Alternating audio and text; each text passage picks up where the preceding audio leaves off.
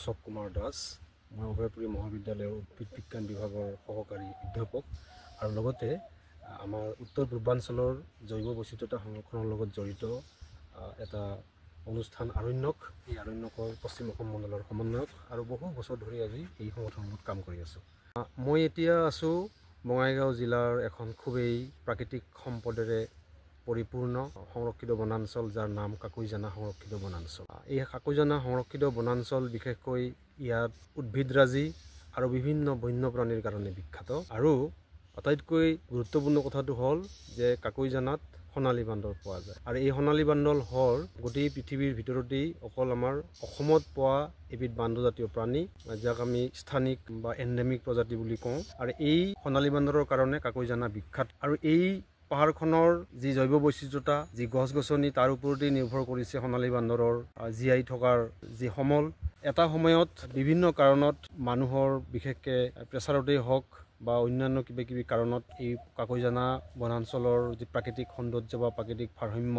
বা জৈৱ বৈচিত্ৰতা কিছু পৰিমাণে ব্যাঘাত জন্মিছিলে। গছ গছনি কিছু কাটি তহিলং হৈছিলে এটা সময়ত, কিন্তু পৰৱৰ্তী সময়ত ইয়াৰ স্থানীয় ৰাইজ লগতে আমাৰ যি বন বিভাগ আছে চৰকাৰী পদক্ষেপৰ ফলত এটা সময়ত লাহে লাহে ইয়াৰ বনাঞ্চলৰ যি পৰিমাণ এই পৰিমাণ লাহে লাহে বৃদ্ধি পাব ধৰিছে। কাকৈজানা সংৰক্ষিত বনাঞ্চলৰ এই যে পুনৰুদ্ধাৰ বা ইয়াৰ গছ গছনিৰ পৰিমাণটো কিছু হ'লেও যি বৃদ্ধি হৈছে, এই বৃদ্ধি হোৱাৰ মূলতেই হ'ল প্ৰাকৃতিক যি সৌন্দৰ্য বা প্ৰাকৃতিক সম্পদ ৰক্ষণাবেক্ষণ কৰাৰ কাৰণে NGO বা চমুকৈ বেচৰকাৰী সংগঠন কিছুমানৰ ভূমিকা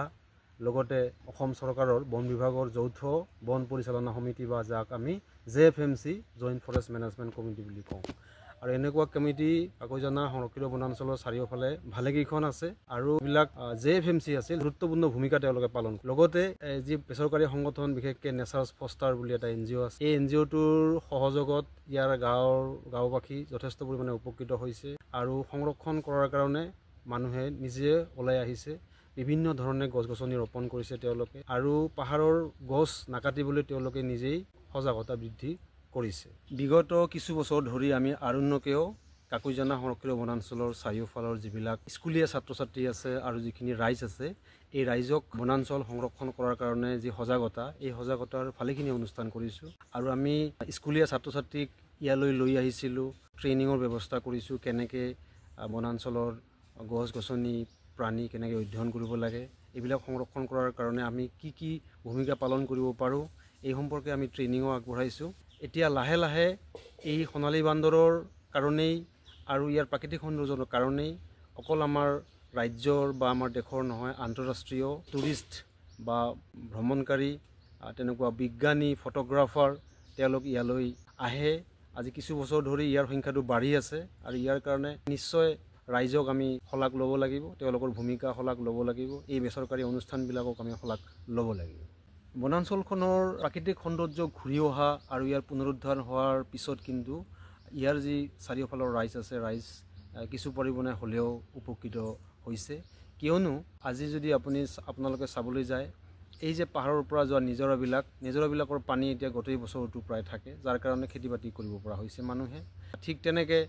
আজি ইয়াৰ ভালেখিনি উদীয়মান যুৱক এই যে ভ্ৰমণকাৰীবিলাক আহে, টুৰিষ্টবিলাক আহে, বিজ্ঞানী বা গৱেষণাৰ দলবিলাক আহে, তেওঁলোকে গাইড কৰে আৰু গাইড কৰাৰ কাৰণে তেওঁলোকৰ জীৱন জীৱিকাৰ এটা ৰাস্তা মুকলি হৈছে। আনকি বহুত সময়ত ইয়াত কলেজীয়া ছাত্ৰ ছাত্ৰী পিকনিক হিচাপত বা তেনেকৈ ধৰণৰ শিক্ষামূলক ভ্ৰমণৰ কাৰণে আহে আৰু এই দলবিলাকক ইয়াৰ গাঁৱৰ মানুহেই সহায় সহযোগিতা কৰে, কেতিয়াবা অলপ পইচাৰ বিনিময়ত ৰন্ধা বঢ়া কৰি দিয়ে। গতিকে এই ধৰণে ৰাইজ উপকৃত হৈছে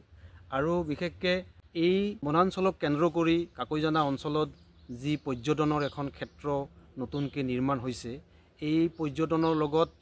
যিসকল ভ্ৰমণকাৰী আহে বা বিজ্ঞানীৰ দল আহে, কিছুদিন আগতে নেশ্যনেল জিঅ'গ্ৰাফিৰ দৰে চেনেল তেওঁলোকেও ইয়াত আহিছে, বহুদিন থাকি ইয়াত ফটোগ্ৰাফী ভিডিঅ'গ্ৰাফী কৰিছে আৰু এই দলবিলাক যে আহে এই কাকৈজানাৰ আশে পাশে থকা গাঁওবিলাকত থাকি তেওঁলোকে ভাল পায় আৰু ইতিমধ্যে ইয়াত কেইবাটাও হোমষ্টে গঢ়ি উঠিছে আৰু য'ত এই ভ্ৰমণকাৰীবিলাক বা টুৰিষ্ট থকা খোৱাৰ ব্যৱস্থা আছে আৰু যাৰ ফলত তাৰ লগত জড়িত থকা মানুহখিনি যথেষ্ট পৰিমাণে উপকৃত হোৱা বুলি মোৰ ধাৰণা। মই ভাবোঁ আমাৰ অসমৰ গাঁৱে ভূঞে বিভিন্ন অঞ্চলত যদি বনাঞ্চল আছে এই বনাঞ্চলবিলাক আমি সকলোৱে সংৰক্ষণ কৰাৰ কাৰণে পুনৰুদ্ধাৰ কৰাৰ কাৰণে আগবাঢ়ি আহিব লাগে। ইয়াৰ কাৰণে চৰকাৰৰ সহযোগত যি বন বিভাগ আছে এই বন বিভাগৰ সহযোগত আমি সকলোৱে এই পদক্ষেপবিলাক গ্ৰহণ কৰিব পাৰোঁ, যিটোৱে আমাক আমাৰ পৃথিৱীখন আমাৰ প্ৰকৃতিখন সুন্দৰভাৱে ৰাখি আমাক ভালদৰে জীয়াই থকাত সহায় কৰিব পাৰে।